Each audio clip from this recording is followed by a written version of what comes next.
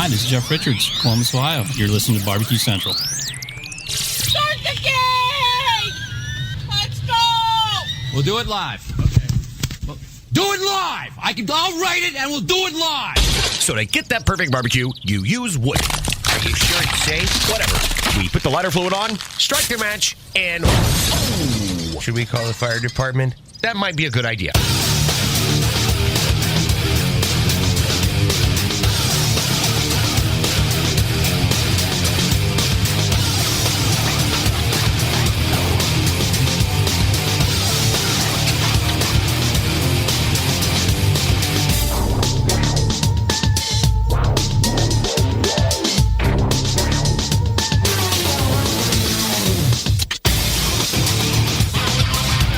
All right, good evening, and welcome to the Really Big Barbecue Central Show. This is the show that talks about all things important to the world of barbecue and grilling, originating from the Rock and Roll Hall of Fame city of Cleveland, Ohio. It is the barbecue capital of the North Coast, and I am your program host, Greg Rempe. Happy to have you aboard for your fine live fire cooking and barbecue and grilling show. Lots of ways to get in touch with me, should you see fit during the course of the next 120 minutes, but here are the two most impactful ways. You can get in touch with the show by calling 216-220-0966. Email Greg at the BBQCentralShow.com. On the Twitter and Instagrams at BBQ Central Show. Everything else you want to find out about the show can be found at the main website, thebbqcentralshow.com. And here's what's happening in case you didn't get the newsletter. Number one, we're back, baby!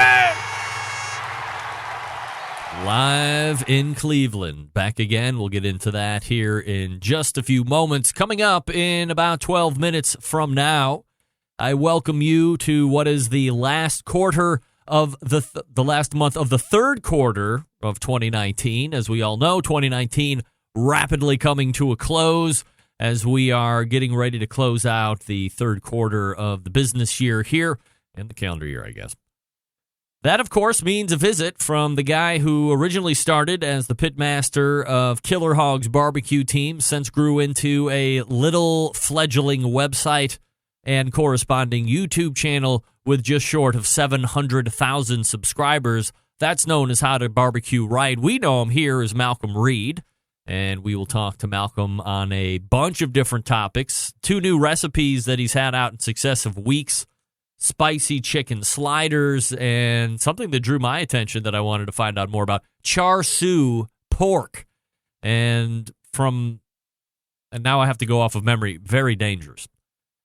But I think that's not like the first time I've seen char siu pork, even within the last number of weeks. I think one of my other recurring guests might have done something in a similar vein, although it might have been chicken and not necessarily pork. But now we're starting to see a little bit more of that Asian flair and Asian spice. Char siu pork fitting right into there, so we'll talk to Malcom about that. Plus, there was a bunch of questions that you guys left out on Facebook a little bit earlier that we'll try and mix in. So always fun to talk to Malcom here on the first Tuesday of each and every brand new month. Then 35 past the hour, had Pit Barrel Cooker, and I let them off the hook, let's just say this, because they are a integral part in where are they at now? It is Atlanta, I believe, and there's a big Ace Hardware event, vendors show that's going on down there in Atlanta, and they are a big part of that. And Noah was going to carve out some time, and I said, you know what? That's a real big deal. This is hardly a big deal when we're looking at business. Certainly great to catch up with Noah whenever I have the opportunity, whether it's on or off air. And I said, go ahead and you do your thing. Get that right. And if it makes sense, we can go ahead and drop you in. But I decided it would be best at this point to leave out. Now, what does that mean to you? The highly coveted open segment at 35 past the hour. Now, I have plenty to get through, not the least of which is this Popeye chicken craze that's going on. It's absolutely ludicrous. Much like Spaceballs and Ludicrous Speed with Dark Helmet, Popeye's Chicken has now taken ludicrous speed when it comes to fast food chicken. I will cover that in the open segment, plus a number of other things to get to as well. Your phone calls and emails would be spectacular in that segment. It's open, so anything can happen. Then we will move to the second hour, and I can almost guarantee, as close to stone cold lead pipe lock as I can get, that while I have Craig Barr, who is the man suing Popeye's Chicken for continually running out of these magical chicken sandwiches, I would hazard a guess that while I have him locked in at top of the second hour, he's going to be about as reliable as Santa Claus showing up at top of the second hour. But I have had a number of text correspondence with him that I may or may not share in the open segment, depending on how much love I'm feeling from Craig Barr as we lead into the top of the second hour. So that's a dice roll at best. 14 past the second hour is a stone cold lead pipe lock, one of the most popular barbecuers out there, whether it be on the competition circuit, writing books, doing recipes, teaching classes with the Traeger, or currently starring on Food Network in a series called Barbecue Beatdown. Friend of this show, Danielle Bennett, makes her return to the Barbecue Central show, BBQ, in case you didn't know that. And she will pull both segments. So if you've always wanted to ask a diva a question, I would invite you to call in, although I know it's very intimidating have a celebrity like Diva and a highly trained interviewing professional like myself on the line at the same time. You might feel a little inferior. It's natural. Go ahead. Give us a call. We'll rate and review you. Give you 5, 4, 3, 2, or 1 stars if you're not that good. But we'll take your question. I'll let you go real quick. Just, here's my advice. If you want to jump in, hi, this is my name. This is where I'm calling from. Don't ask us how we're doing because we are great. I'm hosting the show. Diva's on the show. Trust me, we're both great. And say, I've always wanted to ask you this question. What's it like to be on a TV show? Or what cayenne pepper mix is in this kind of... Whatever. Don't get lost in the niceties and exchanges and salutations. Nobody gives a crap about that. When I go to you, just jump on. Diva, great to talk to you. Here's my question. Boom. Don't ask us how we are. Please don't. That gets you run off this show very quickly. Assume we're all great. Or maybe I'll tell you a story. Then I'll know for sure that you really didn't want to ask me that question, but you just did it out of habit. Get out of that habit when you're calling shows. Bit of housekeeping to do. Before I do that, follow me socially at BBQ Central Show on Instagram and Twitter /BBQ Central Show on Facebook. I need to send out a very special thank you to a pal o' mine. He hosts his own barbecue and grilling show on Wednesday evenings, the Owl's Nest Barbecue Show. But he filled in for the really big barbecue show last week, and he did it in successful fashion. Steve Ray, I bid you many, many thank yous. And look, it was a great show. I was in Chicago starting on Saturday afternoon through Sunday, through Monday, and Tuesday. We left Chicago around 5 p.m. Central, and that's a bit of a jaunt, so I know I wasn't going to make it back in time, and I relied on a guy that is a radio professional in background, has a show, knows how to host a show. But it's not the same as me. You don't get the same character. You don't get the same cadence. You don't get the same way around a show as I typically do it. Then Steve does it, but I know by and large, you're going to get a different take on a show. He's going to run it differently than me. He's going to do all the things that I'm asking him to do. But you get a different human being running the show. So if you're just a fan of the show, I mean, isn't it great to get interesting and different and new points of view from somebody else besides me? I have to get a little bit long in the tooth at some points. So to mix in somebody like Steve, who has his own opinions. I mean, he's an embedded correspondent. We all know that. You get to hear him the fourth Tuesday of every month anyway. But now you get to see him on a really big stage, conducting interviews with nationally and perhaps globally renowned pizza expert Matt Frampton. You also get to hear him follow up and do a great interview with Leanne Whippen, who ended up winning Barbecue Brawl Flavors Assignment. So she's the master of Q of 2019. And that was a great interview. Plus, the embedded correspondents were the second half of that show. So you know that's going to be great. And he did a great job. I got a lot of great emails saying that Steve filled in great for you. So here's my question. Do you have what it takes? Have you always opined for your chance to host the show? Steve's great. What happens if Steve has the flu? I got nobody else to come out of the bullpen. Do you think you have what it takes? Could you host a 120-minute show? Let me know. Let's talk about it. I wouldn't mind growing the stable. Shoot me an email, Greg at thebbqcentralshow.com. We'll have conversations. What would have happened had Steve broken a hip on the way to the microphone Tuesday night and not have been able to do the show? I'll need to have another reliever. All right, Malcolm Reed coming up out of the break. By the way, thanks again, Steve. Great job hosting, professional. I mean, all the way down the line. I mean, this guy's a true professional. Watch his show, Owl's Nest Barbecue, on Wednesdays at 7. Great stuff. All right, now let me tell you about Green Mountain Grills. 3 different models to choose from. 2 different lines to choose from. The Prime line and the Classic line. 3 different models. The Jim Bowie, that's the big one. Daniel Boone's medium size. Davy Crockett, travel size. That's right. We are in the midst of professional football season now, folks, and you know what that means. Tailgates, college football, of course, means tailgates. Davy Crockett is probably going to be the one you want to use most of the time. Totally portable, fits in the back of most trucks, vans, and SUVs. You got the pellet-fired goodness, 12-volt technology. If you don't have a traditional power outlet, you can always plug it into that 12-volt outlet in your car, or that 12-volt adapter in your car.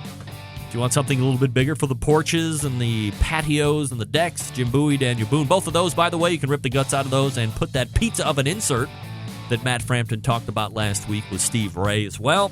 And that's like $130 or less. You can get it online. You can buy it from your Green Mountain Grill dealers. Green Mountain Grill's only sold by dealers, by the way, so visit greenmountaingrills.com, find the dealer nearest to you. And they also have some really great barbecue accessories as well, outside of the pizza. Sauces, rubs, other accoutrements to make your barbecue and grilling life easier. Green Mountain Grill's long-time sponsor of this show. So proud to have them, Jason Baker and the gang out there.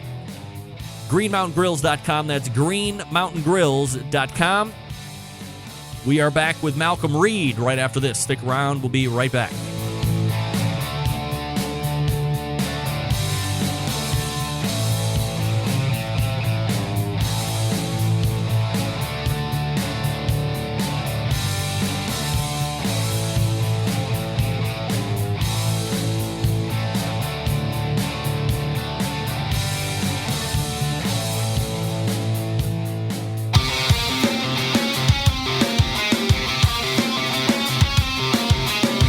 Broadcasting live from the BBQ Central Show studios in Cleveland, Ohio. You're listening to the BBQ Central Show. Once again, here's your host, Greg Rempe. All right, this portion of the show being brought to you by Butcher Barbecue, makers of award-winning injections, marinades, rubs, seasonings, barbecue sauces, grilling oils, all of Butcher Barbecue products, tested on the competition circuit as well as backyards worldwide. Be the pitmaster of your neighborhood and visit butcherbbq.com to stock up now. Always trust your butcher. All right, it's the first Tuesday of the month. You know what that means. It's all 2019. We've been chatting it up with the guy that is in charge of how to barbecue right, Malcolm Reed. Hey, Malcolm. How's it going, Greg? Absolutely fabulous, my friend, and always appreciate you giving time to the show here. I love the revised background that we have going on with you. It's very mysterious. Yeah, I'm at the office tonight. Oh, all right. So we're blurring out Away from anything. the house, yeah. Blurring out all patents and secret recipes I can see. So good job on that. So we're just shy of 700,000 YouTube subscribers. I checked maybe 2 or 3 hours ago. You were sitting at 696. I mean, Are we anticipating a million crossover by end of the year, do you think, or is that a little aggressive? I don't think it'll be end of the year. I hope so, but it's a slow. We kind of go at a snail's pace, so we're just keeping on chugging along. Are there plans that you and Rochelle have made where once you cross 1 million subscribers, you're going to pop champagne or you're going to go, crawfishing or something like this? We're going to Hawaii. Are you really? We've already started making plans. So wow. we've got a little time to save up. Now, are you a big island guy, or are you going to have to consult people on a Hawaiian trip? Have you ever been there before? I've never been, so yeah, I'm open for suggestions, man. Have you been before? Malcolm, I think if we're being honest, we know I don't even leave the state of Ohio, so the answer is no. But my uncle was a real big travel guy for a long time, spent many a trip over in Hawaii, so I have some insider information if you're looking for it. We can pass it offline. Sure. Yeah. I love it. All right, so are you a fantasy football guy for real? I am, man. Yeah, well, I'm the cook, so I think these guys take it a little more serious than I do, so they let me in the league. So do I've won the league before. I finished fourth last year. And all right. I've been doing it with these guys, I guess, since like 2010, something like that for 9-10 years almost. All right, so you are doing a draft and you have a team and you do all this stuff. Yeah, wow. Is that a PPR league? It is. It's a PPR league. I have no idea what that means. We have the waiver wire. We've got it all. Wow. Okay. I don't even know what PPR means, but I hear that term thrown around all the time. So, points per reception. Points per reception. So, is your team only wide receivers then? No, man. You play. We play a standard Yahoo league. So, excuse me. Quarterback, running back, wide receiver, tight end, defense, kicker, and a flex player. So, and a bench. So. Now, have you had this fantasy draft yet since the season's already starting? Was that a week or two ago? It 2 weeks ago, I guess. All right. 2 weekends ago, yeah. And how do we feel about Malcolm's? You feel good about that draft? I do, man. I always feel pretty good. I got a decent rating. I think I was rated like a B+ on Yahoo. So all right. I got my first week. I'm projected to beat the guy I'm going up against, and if my players don't get hurt, that's where I fall off in season management. I usually do pretty good in the draft, but as the season goes on, I'm busy, so I don't get to watch it. So that's where all the nerds come in and rip the league, right? Oh, these guys that I play with study it. They're into it. I mean, they all have real day jobs, and I guess they can sit there and watch the stats and what's going on. And I'm doing good just to keep up and hang on. Yeah. So who did you draft for your quarterback? I've got Jared Goff.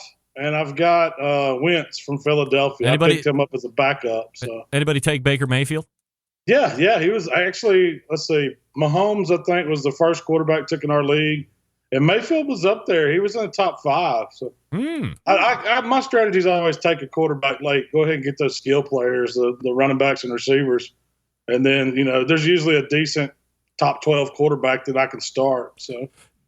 Do you feel better about your team winning your fantasy league, or do you feel better about the Cleveland Browns winning their division? Man, the only thing that worries me about the Browns is their O-line. I've got Chubb. I took Chubb, so he's my running back. So I'm a de facto Browns fan now. So I feel pretty good. I think Pittsburgh's going to be their competition, but I think the Cleveland's going to surprise you. All right, we're talking with Malcolm Reed, a little bit of football talk here by me, who is not a pro at all, and Malcolm Reed, who appears to dabble in it and is in a fantasy league, so we wish him good luck with that. Do you have some kooky name, or are you just like Killer Hog's fantasy football team, or what? No, it's usually like Max Monsters or something like that. That's what I go by. All right. Something easy. So I had a question as I had started promoting our segment, as everybody knows that we meet up once a month here on the first Tuesday of a new month. When is the Cajun rub going to be available for sale? You still in the tinker stage on that, or are you ready to rock? I placed my first order today, so I'm hoping I got my labels in. The bottles are the manufacturer's got the bottles, so I'm hoping within the next few weeks I'll be able to start selling and shipping. I hope. All right. So from if people don't watch your YouTube, or they're just kind of rolling in looking for a new rub or adding something to the arsenal. Describe flavor profile-wise what the Cajun rub is. Well, I was going for something different than barbecue. So it's kind of a Cajun Creole inspired seasoning. If you think of something along the lines of, I guess everybody knows kind of Tony Chaucer's or something like that, or Slap Your Mama, or there's a lot of good Cajun rubs out there. Paul Proujon makes a good line of different ones. And so I use a lot of that stuff when I'm doing seafood or, doing different things. And so I just decided I was going to come out with the Cajun seasoning. And I hadn't really said much about it, but I've also got a jerk and I've also got a Mexican inspired seasoning. All three of them will be ready at the same time. All right. And when you are putting these together, this is a question I've asked a number of other people. Maybe it's just been a straight up interview with somebody that's looking to bring a sauce or a rub to market. I mean, you're somebody that has sauces and rubs that are already out there and they're already successful. 10 or 15 years ago, it was a lot easier entry into the market as far as not nearly the competition that you have out there now. I mean, now you walk into any general big box grocery store and you might have half an aisle to a whole aisle of barbecue and grilling stuff, and it runs the gamut from sauces and rubs to injections and you name it. How do you make sure that you're able to separate yourself from what would be the noise otherwise? Well, you really don't. It's kind of a gamble. I mean, I've been working on these. I mean, anytime you bring something new, it seems like it takes, a year to a year and a half just to get it to the point where you're able to sell it. And I've been working and developing and tweaking the recipe, trying to work on the label and all that. So it's kind of a labor of love, but there's no guarantee that it's going to sell. I'm kind of fortunate to where I've been using variations of these in my recipes for a while. I've just hadn't really named them. I've gave, recipes for, Cajun seasoning. I've gave recipes for jerk seasoning, different things that I've used along the way. But I think part of the brand brings, a little bit of notoriety to it too. People know that, they trust when they see something that I've, put out there that it's probably okay. Do you think that we are in a state now where folks would rather, as you say, brand recognition with Malcom, and maybe they've tried some of your other rubs and they know how good they are, so you're going to get the benefit of the doubt on anything new. But do you also think that people aren't as anxious to just start messing around in the kitchen and make something up of their own? They'd rather just have it all done for them because it's simpler that way. Perhaps we should say lazily. Well, I don't know if it's lazy. It's it's really expensive to go out and try to make your own rub for everything you do. I mean, I've spent years before I ever bottled mine, and that was one part of the reason why we started bottling, because we was buying so many ingredients. You have to buy stuff in bulk sizes, and then but before you know it, you spend $100 on seasonings, and you throw one rub together, and they sit in your pantry, and they just get old. So, it's just so much easier to find one that you like and go out there and buy it. I mean, it's easy. So maybe 10 years ago, you got into rubs and sauces. Not you, but I'm just using that as a general qualifier. You get into rubs and sauces to make some money. Is that a game you can still make money in, or is it a way to stay out in a different version brand-wise? Well, rubs, I would say there's a lot of room. You've got a pretty good margin in rubs. I mean, I know there's a lot of them out there, but there's a pretty good sales margin in them. Sauces is tough because you're competing. There's not a lot of big bottles of rubs in the supermarket. If you go in there, you're going to pay about the same price everybody's charging for our 12-ounce bottle. You find smaller bottles, and those are still $6-7. So it's not like you can go out there and buy them. But sauces, you can find sauce on sale for $1, $1.99 all the time. Yeah, it's hard to compete with those guys. So from that part of your business, the Killer Hogs, so sauces and rubs, I mean, if you gross $1 million in sales, are you having like best year ever, or is that good? Like, what's a good year for you just on a gross number? I mean, yeah, we always like to hit $1 million. I mean, I don't really have a target. We just try to grow every year. That's ours. We just try to keep our percentages up. Part of our business is retail, part of it's wholesale. So we kind of got two parts going. So, with both of them combined, we'd like to, get the sales up there. We're talking with Malcom Reed, how to barbecue right, of course, and the pitmaster of Killer Hogs Barbecue. You can find him socially at How to BBQ Right, all mashed up in one word there, all over the place. Now, let me ask you quickly before we get into these recipes, are you watching any of this new barbecue television that's coming out? There was recently Barbecue Brawl on the Food Network, and now I believe it was Sunday, they just premiered Barbecue Beatdown with, some people that were on Barbecue Brawl, but they're now also on Barbecue Beatdown, but some new faces as well. You into any of that? Yeah, I got to catch. I DVR everything. I don't get to watch much of it live. Uh-oh. I lost you, Greg. No, I can hear you. We're good. You can hear me? Well, I lost the video. That's but right. yeah, so the Barbecue Brawl, I guess that's the one with Bobby and Michael Simon where Leanne won. I thought that was a good job. It's always fun because I know a lot of the people on that show just so to see how they do it. I mean, it's different than what we do because, it's TV, but a lot of it, you don't really know what's going on behind the scenes, but it's fun. And I've always say anytime that we can get barbecue in the spotlight, it's great for all of us. Is that something that you would like to do if they would have approached you and said, hey, come out February in Austin and let's shoot this Barbecue Brawl? You'd be down for that, or is that not your cup of tea? When it fits in my schedule, yeah, I'm down for doing things like that. I've done a few. I've never done any of the Pit Masters or any of those, but I've been asked. It's just never really fit in the schedule. And a lot of them, man, they require you to haul all your equipment somewhere across the country and spend a lot of time. And with me and Rochelle, it's hard for us to do that because we have to keep our stuff going to keep the lights on. Malcolm Reed joining us here on the show. All right, Malcolm, so let's talk about two of the most recent recipes that I saw up on How to Barbecue Right. First, and that's more pressing for me, is this char siu pork. Tell me about char siu pork and what your interest was in trying to make a recipe. So I love Asian food.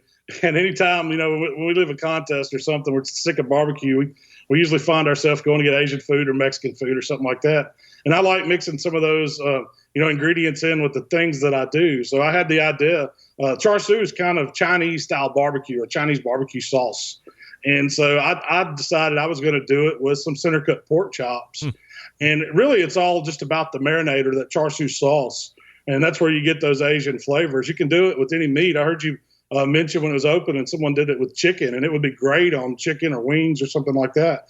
But it's all about, letting those Asian flavors, those fresh flavors, penetrate the meat, give it some color, and then just charring it over some coals is what I did. I mean, typically they roast in the oven, a little bit higher heat, still develops that sticky bark on it. And, you get all that caramelization on top, and it just really plays well with whatever protein you have it paired with. So is that the key, is to get that good sauce and get that stickiness, as you put it, that really quantifies it as being fairly authentic? For me, I think it is. Now, I've never had it in a real deal. I've had, char siu pork at a Chinese buffet restaurant. And we don't have a lot of great Asian restaurants where I live, but that was kind of my take on it. And of course, I watched some videos, did some research on how they do it. A lot of times it's done with a fattier cut, like pork belly or a butt that they've sliced up or cut chunks out of a pork roast. I think, the marinade's the key. No matter what you're doing, it's going to give it flavor as long as you keep slathering it on and grilling it and turning it. Somewhat. I did it indirect, kind of on a drum away from the coals, so it kind of slowly cooked and had time to really caramelize. But you could do it over hot coals. You just need to move it more often. Yeah, and then you got to be careful that if you have that sauce on there, I would assume there's a fairly good sugar content. So if it's over the hot too long, you're going to start to char up pretty quick. Oh yeah, this was one that if you're doing it direct heat, you need to keep an eye on it and stay with it because it can burn on you quick with all the sugar. Traditionally, I saw a lot of the char siu recipes. They just take straight honey and baste it with that as they go. And I just decided I was going to reserve some of that marinade, sweeten it up a little more, and then use that to keep those flavors going. The next one was the spicy chicken sliders. I think probably sliders have been around forever, White Castle sliders, of course. But I've seen sliders take more of a role in just the culinary landscape here over the last 24 months or so. Everybody's making something a slider. I don't know if it's just because portion control or it's easier, that way if you don't like it, you don't have a big burger, you have a slider burger, whatever. But talk to me about spicy chicken and the recipe and what the motivation was for that one. Well, that one was kind of twofold. I knew Labor Day was coming up, and a lot of people are going to be, it's kind of like the last big barbecue holiday of the season. And it also ties in with football. So it kind of does double duty. That would be a great tailgate food, something to do, for you got people coming over and watching the games. And I did the sliders because it's just something you don't have to have a plate or, a lot of hands to eat it. You can pick them up off a tray, make them, grab them, and then it's 2 or 3 bites and it's gone. So that was what I was thinking. And this was one that I kept really simple. I was just going for some pulled chicken. And so I cranked my pellet grill up to like 350 for this one to get the skin right on it, and then just seasoned it simple with a spicy barbecue rub. You could use whatever you want on there, and I cooked those chickens until they were done, like 165 in the breast, 175 in the thigh. Let them rest out and pulled them like pulled pork. And it makes a ton of meat. I mean, I think they were 4.5, 5 pound birds that I bought at Kroger, and I just made a big pan of pulled chicken. And then what set this one off, I think, is the spicy white barbecue sauce that I served over the top of them. And if you've never had a white barbecue sauce with chicken, I mean, that's something Chris Lilly made famous down in Alabama. And we kind of run with it when we do chicken now. And I just kicked it up with some extra white pepper and cayenne, a little more hot sauce, and some black pepper. And it's kind of creamy. So if you think about eating coleslaw with pulled pork or something like that, you get that creaminess, but it's cut with vinegar. It has a little lemon juice in it, and you get all that spice. So it's a really good sauce to slather over chicken or even pulled pork. Yeah, I was going to say, I mean, you had mentioned pulled pork and eating it with coleslaw. I would imagine this would be a fairly quick adopt over to a pulled pork sandwich too. Sure. I've even used that same kind of sauce for pizza sauce, doing a barbecue pizza, and it's a great substitute to get the tomato sauce out of there, or the barbecue sauce that a lot of people do. You can put that white sauce down. It gives a little creamy element, mixes well with the cheese, and then it goes with whatever toppings you like on your barbecue pizza. Malcolm, do you have a favorite brand of charcoal, or are you somebody that is, I don't know what the proper term is anymore, like an ambassador or a sponsor, or do you just go out and buy your own stuff, or what do you like? Well, I've been burning in comps. We've always burned Chef's. We started with Chef's Delight, which is a Royal Oak product. And then we've kind of transitioned over to the Chef's Select, which is has a little less wood in it, so it doesn't smoke as much, and it's a big briquette. So, I mean, I've always went with kind of what I had accessible to at either the grocery store or the big box store, and it's usually either Royal Oak or Kingsford, and I've just been a Royal Oak man.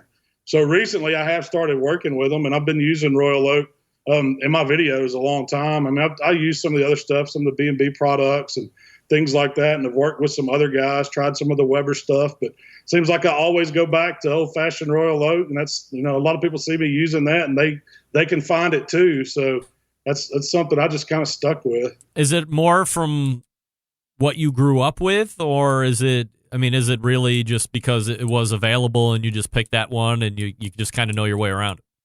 Well, I think it's just because what we grew up with. I mean, that product's been around since the 50s. I think Kingsford was probably the first charcoal ever bagged. Sure.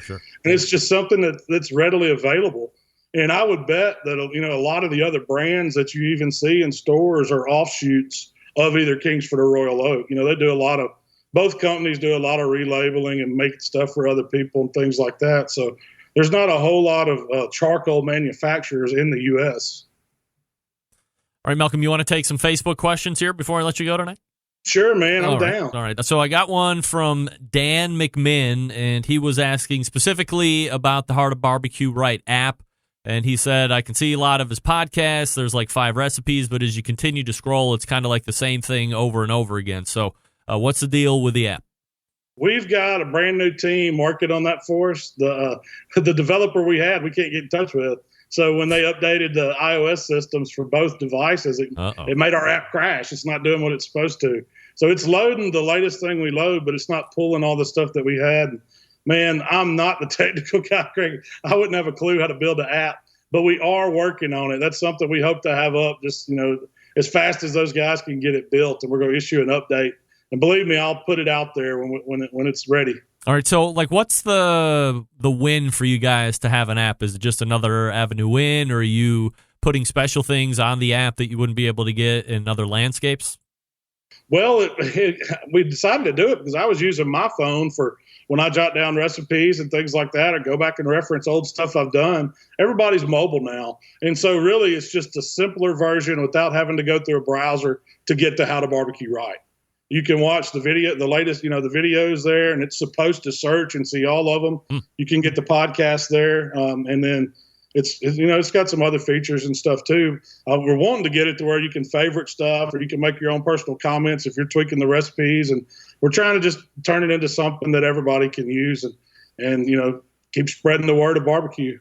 All right, next question is from Philip, and he asks if you're interested, I guess this would include your wife and your son Michael as well, if you're interested in adopting a bald, bearded dude asking for a friend. So you looking to adopt anybody?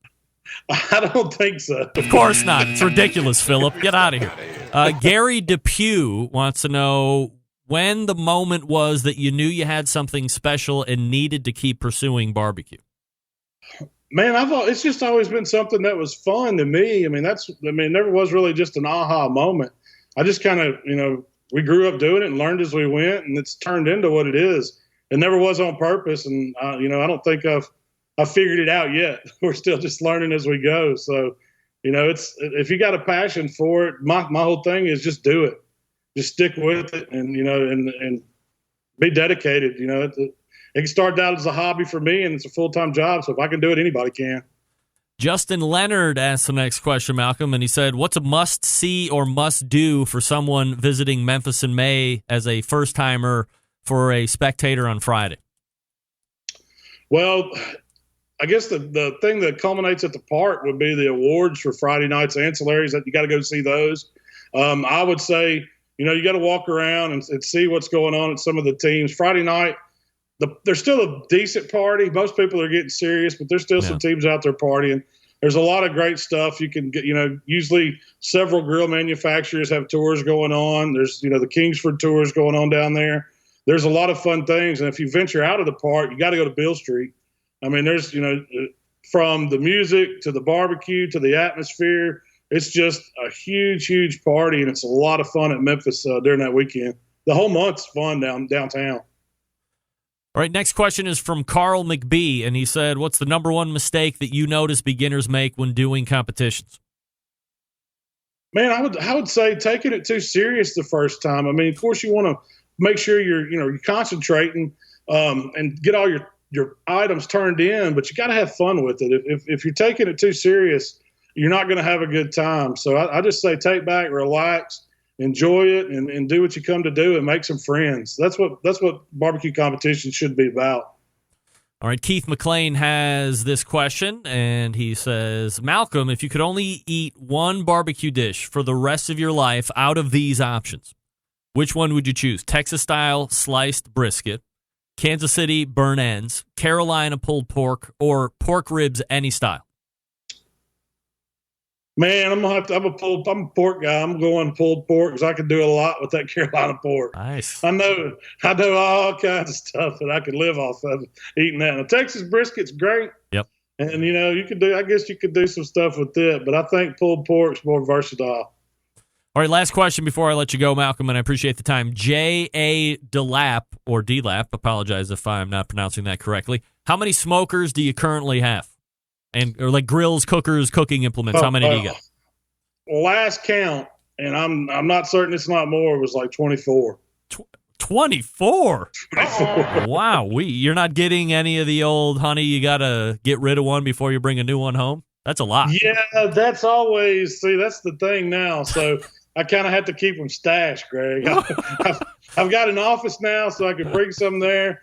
I've got a couple trailers out of the buddy's house, so he's got a garage, so I can kind of get away with staging them up, and then I move them out when Shell's not paying too much attention. Nice, that's the way to go. Keep her in the dark. Don't say anything. Always beg for forgiveness instead of asking for permission. You already know the deal. Yeah, man. You're the man. So, do you find yourself going to one or two of those 24 more than the rest, like just naturally gravitating? Do you have a favorite?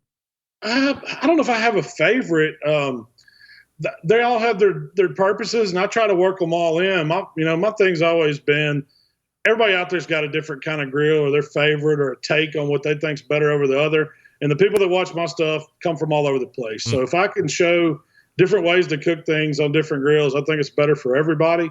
And I think it's more important about the technique or what you're doing than what you're cooking on. As long as you learn the grill that you have, that's fine. You can cook, as good on a drum as you can a big old hickory. So it's all about learning that pit. All right, this is Malcolm Reed. You can find him at How to Barbecue Right. He's the pitmaster of Killer Hogs competition team, and you find him here on the first Tuesday of each and every month. Malcolm, always appreciate the time, my friend. Thanks so much. Man, I enjoyed it always, Greg. We'll see you next month. All right, looking forward to it. There he is, Malcolm Reed. I'm not sure what happened to my video there, but that's all right. As long as he can hear. I mean, you don't need to see me. Right? Who wants to see me? Come on now. Glad the audio still works. I'm not sure what. I've had a couple people tell me that for whatever reason the video doesn't seem to be. Yeah, see? Yeah, for some reason in that first interview segment, my Skype goes nutso, but it doesn't disconnect, thank God. I mean, if it disconnected, I mean, you would be seeing a whole different Greg Rempe, that's for sure. And it would include a lot of screaming and yelling and hijinks.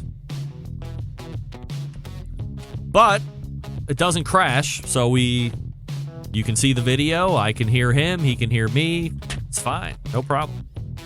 I thought my 9 cookers was a lot. 24 cookers. Wow. I'm also going to go out on a limb and say his wife, Rochelle, does not listen to the show. Otherwise, bad news, Malcolm. You just gave yourself up. All right, we got an open segment coming up, so if you want to jump in, more than happy to have you. Phone call, email, however you like it, 216-220-0966. Greg at thebbqcentralshow.com. Coming up in about 2 weeks, that's right, September 21st, that's a Saturday, all day long, starting at 10 a.m., going till at least 4 p.m. I will be hosting or emceeing the Hartville Hardware 2019 Grill Fest. Now, what is Grill Fest? Glad you asked. There's going to be a ribs competition that you may or may not be able to still enter. I believe it's spare ribs this time. I took part all the way back in 2016 when we did baby back ribs, and I was like finishing middle of the field. So there's that competition, which you, as a spectator, you can't eat, but they're going to be making food otherwise that you're going to be able to try. They also have live demonstrations to include Lisa Delgado, who is a local Cleveland chef, and she cooks for a lot of rich people and some Cleveland Browns and stuff. She's going to be demonstrating on the Big Green Egg. Still no word on who the Weber representative will be, but there will be somebody there that I'll be interacting with. And, of course, our second hour guest, Diva Q, Danielle Bennett, will be doing her demos on the Traeger. So if you missed her in 2017, you can grab a look and see what she's up to here in 2019. Again, it's Hartville, Ohio, September 21st, all day long. I'll be there probably around 9 o'clock, just perusing, saying hi to people. And then at 10 o'clock, it all kicks off. They have a huge burn area. They got a lot of grills and accessories that you can buy on site. I will happily take pictures. I'm not anticipating signing any autographs because you can take a picture because it lasts longer. And again, me and Diva, sales enough. Come on, get on out here. Say hi. We'd love to see you. September 21st, 2019. Open segment coming up. Stick around. We'll be right back.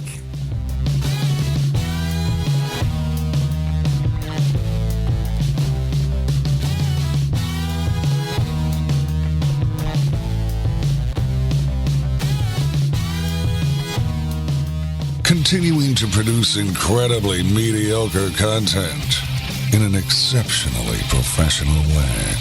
You're listening and watching the BBQ Central Show. Once again, here's your host, Greg Rempe.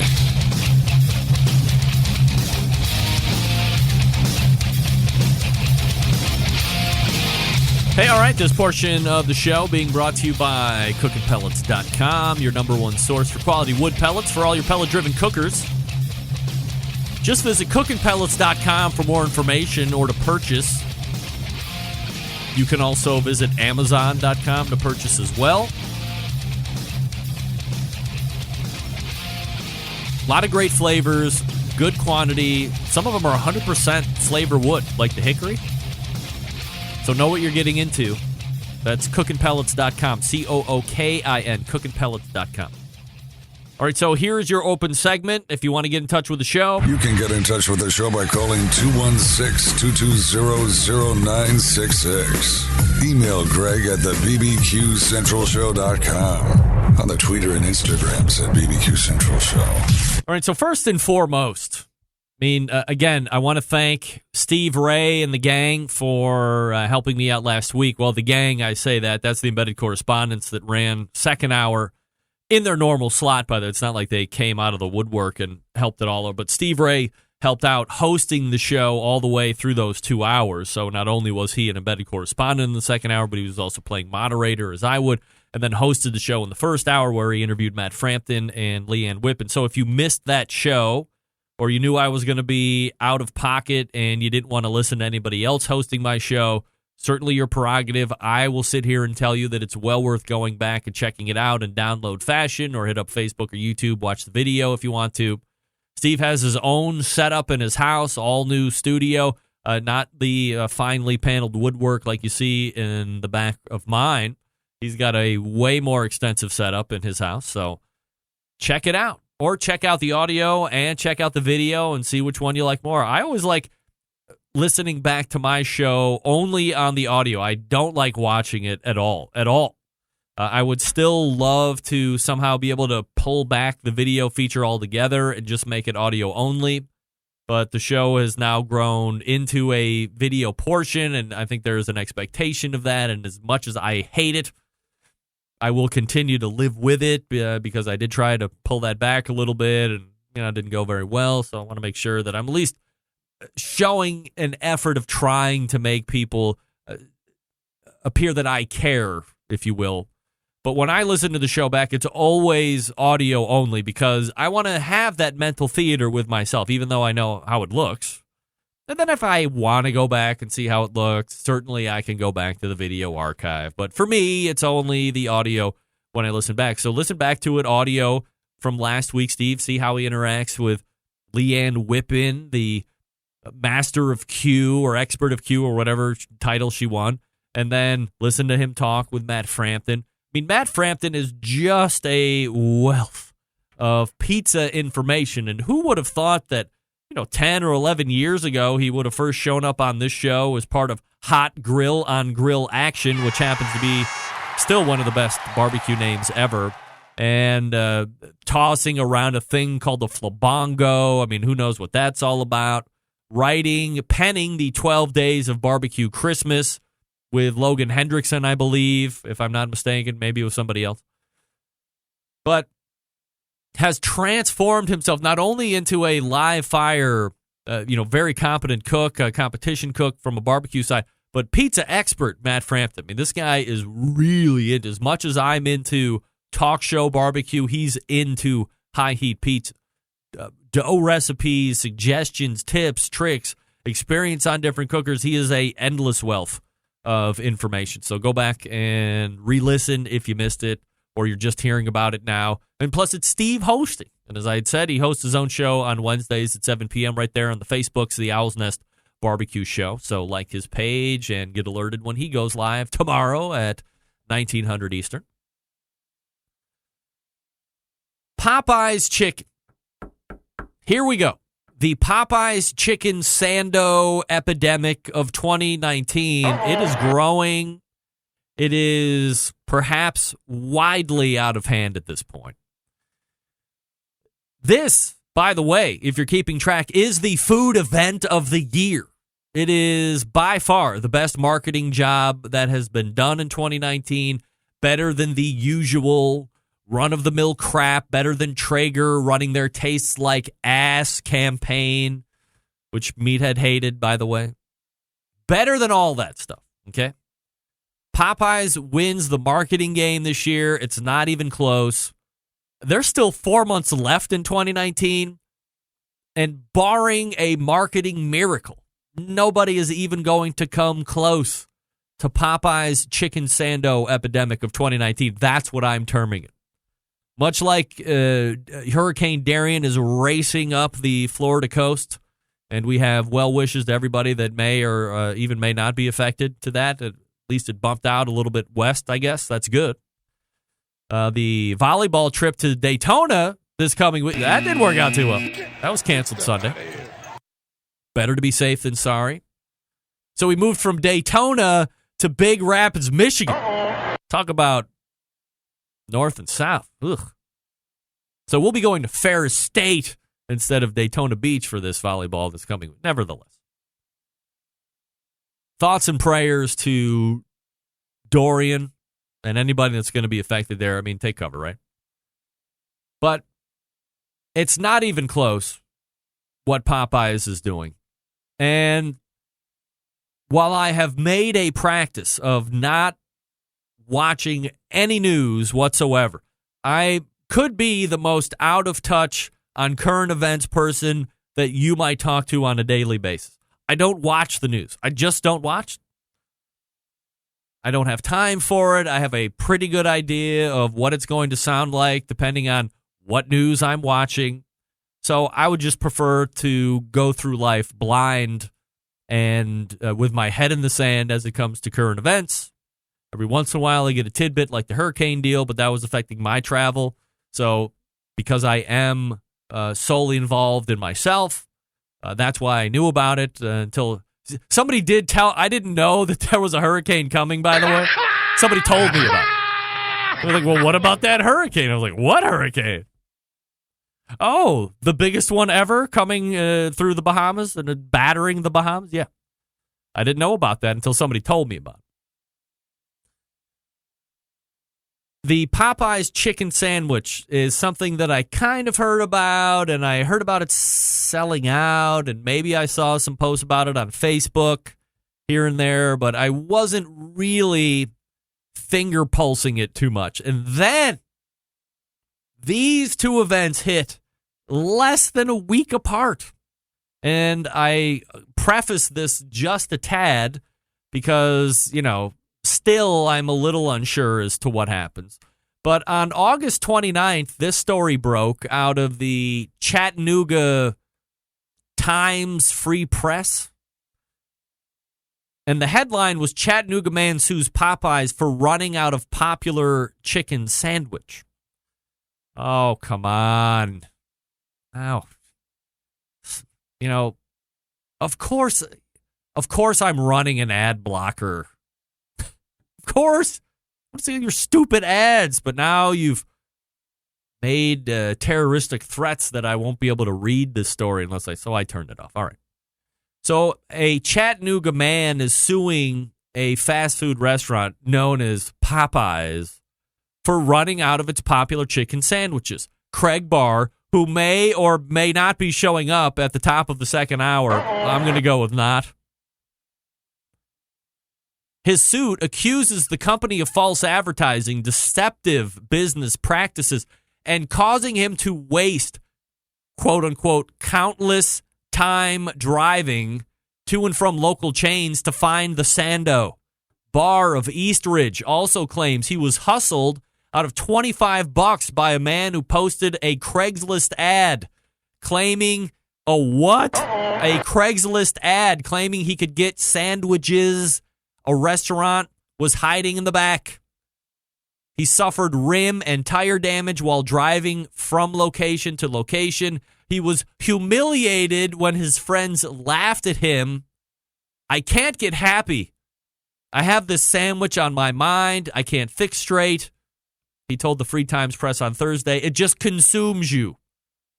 The sandwich became an unexpected online sensation over the weekend, that was last weekend, resulting in long lines and sandwich shortages. Signs began popping up on drive-through speakers and restaurant doorways alerting customers that the restaurants had run out of sandwiches due to unexpected high volumes. Apex Marketing Group estimated the online buzz was worth $65 million in marketing for the Miami-based company. Barr, who owns a company in the automobile industry, claims Popeyes purposefully overhyped the sandwich and under-delivered quantity to increase popularity and garner attention. And to quote, it totally was deceptive. Who runs out of chicken? It's a big fiasco. Someone has to stand up to big corporate chicken. Everyone is captivated by these Sandos. They've got everyone gassed up on them. Close quote. Popeyes has not returned a request for comment. The sandwiches are available in select stores until August 12th. Of course, that time has passed. They gained widespread popularity on the Twitter August 19th when the company's account feuded with Wendy's and Chick-fil-A over who had the best sandwich. Barr has since been making regular trips to Popeye's locations on Broad Street, Highway 58, Brainerd Road, the list goes on. He's been driving from one location to the next, allegedly being told by employees that they're sold out and they should find another store. While traveling to the Highway 58 location, the tire on his car blew and he cracked a $1,500 wheel. He fixed the tire and went to get his sandwich, only to be told he'd have to come back after the weekend because the sandwiches had sold out. No! Barr met with a man behind a restaurant on Monday, handing him $25, $5 for the sandwich, $20 for the troubles. The man allegedly went into the store and never came back. Barr went inside after realizing what happened. An employee said a man matching his description bought something and then left out the front door. Mr. Barr, you are not going to get that sandwich. Andrew, you are not the father. That's right. Hear that guy screaming in the background? That's the guy that took Barr's $25. Unbelievable. That's only the first part. Then, I think it was yesterday, this happened, continuing to fuel this weirdness. Angry customer pulls gun over sold out Popeye's chicken sandwiches. In Houston, an armed group of people rushed the door of a Popeye's chicken restaurant in Southeast Houston Monday, demanding chicken sandos. Houston police were called to the restaurant on Scott Street just after 9. Employees told ABC 13 a mob of 2 men, 3 women, and a baby were told at the drive-thru that the chicken sandwiches were sold out. They apparently triggered what would be customer rage. That's when police said they tried to get inside the restaurant. One man had a gun, but restaurant workers were able to lock all of them out. All the while, the group left the baby inside their vehicle. It was more of an aggravated assault because he was displaying a weapon and threatening employees. Guys, gals, other than being rope-a-doped by Popeye's great marketing job, what the hell are you people doing? It's a fast food chicken sandwich. I mean, really, how good is this fast food chicken sandwich going to be? Is it going to be life-changing? No. Is it going to give you that physical, visceral reaction that you need to have happen in order for you to legitimize this sandwich in your mind as being the best chicken sandwich you has ever freaking had in your life?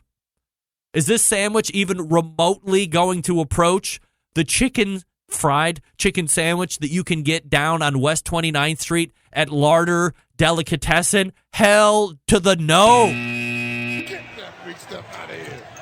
It's a fast food chicken sandwich.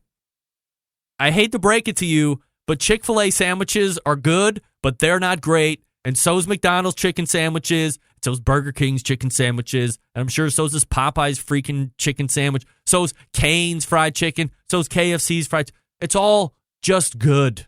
It's not great.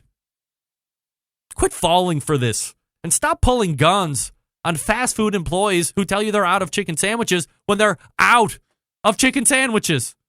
That's it. Don't do it anymore. Now I've gone long. Again, how good could it be? Not that good. And now I got a race to catch up. Stick around.